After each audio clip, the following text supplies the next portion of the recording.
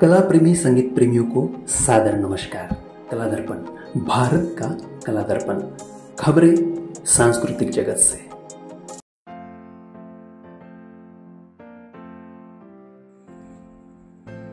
मित्रांनो नमस्कार। काव्यलेखन आणि वाचन स्पर्धा स्वरदीप काव्यप्रकाश कला समूहाच्या वतीनं आयोजित केलेली आहे।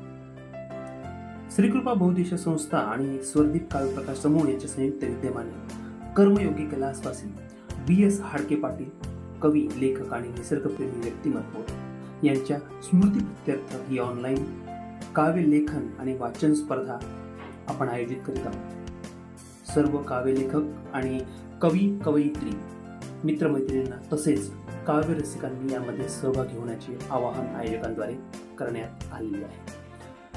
मित्रांनो, खालीलपैकी कुठल्याही एका विषयावर स्वरचित, स्वलिखित कविता वाचन करून ऑडिओ क्लिप आम्हाला व्हॉट्सॲप ग्रुपवर तुम्हाला सेंड करायची आहे, पाठवायची आहे। आता काव्यलेखनाचे किंवा वाचनाचे जे विषय आहेत ते 3 ते आपण समजून घेऊया।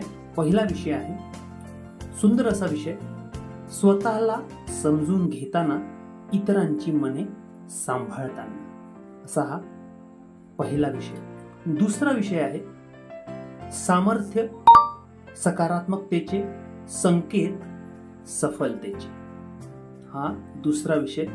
आणि तिसरा विषयाचा विकल्प आहे आधुनिक जगात सत्याच्या शोधात। आज आपण जिकडे तिकडे जी परिस्थिती बघतोय त्याला अनुसरूनच आपण हे सर्व माणसाच्या, समाजाच्या एका वेगळ्या संकल्पनेतून हे विषय आपण 3 घेतले। यापैकी कुठला एक विषय निवडायचा आहे आणि स्वलिखित, स्वरचित रचना त्याचं तुमच्या टोनमध्ये, तुमच्या रिदममध्ये तुम्ही वाचन करायचं आहे आणि त्या आम्हाला तुम्ही ऑडिओ क्लिप्स फक्त पाठवायचे। स्वतःचं नाव लिहायचं, मोबाईल नंबर लिहायचा आणि गाव लिहायचं आणि ती आम्हाला पाठवायची आहे। आता स्वरचित आणि स्वलिखित कवितांचं वाचन हे स्पष्ट आवाजात असणं सुद्धा तेवढंच महत्त्वाचं आहे। याचा कालावधी आहे 25 मे ते 5 जून 2024 सायंकाळी 6 वाजेपर्यंत। तुम्हाला व्हॉट्सॲप ग्रुपवर जो नंबर दिलेला आहे त्या व्हॉट्सॲप ग्रुपवर किंवा लिंकवर तुम्ही जॉईन करून त्या ग्रुपवर तुम्हाला पाठवायचे आहे।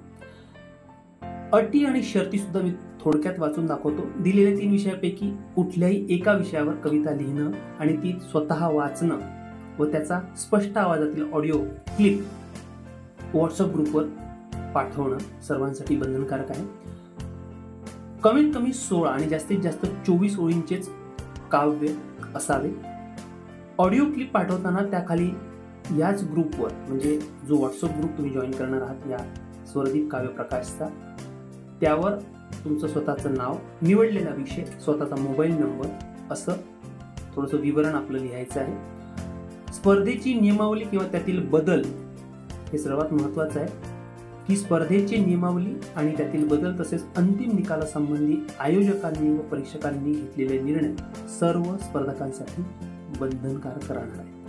आणि 5वा महत्त्वाचा शेवटचा नियम, या स्पर्धेसाठी आपण रोख बक्षीस आणि सन्मानपत्र देणार आहोत। प्रथम बक्षीस 701 रुपये, द्वितीय बक्षीस 501 रुपये, तृतीय बक्षीस आहे 301 रुपये। चला तर मित्रमैत्रिणींनो, लिखाणासोबत कवितांचे वाचन सुद्धा करूया आणि एक सुंदर ऑडिओ क्लिप तयार करून या स्पर्धेमध्ये उत्कृष्ट कामगिरी बजावूया।